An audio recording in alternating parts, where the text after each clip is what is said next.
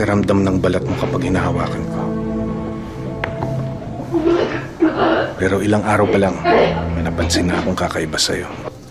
Hanggang nalaman ko na may laman na pala yung tiyan mo.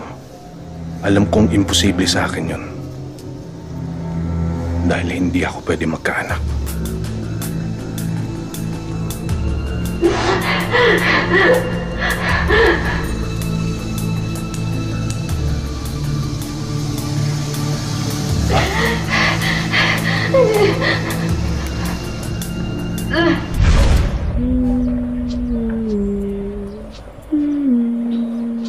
Lagi kang kumakalma kapag kinakanta mo yun sa batang nasa tiyan mo.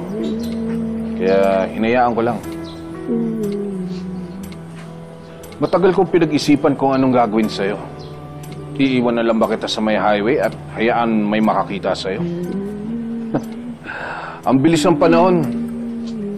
Hindi ko na malayan. Inabot ka na pala sa safe house ng kabuhanan mo.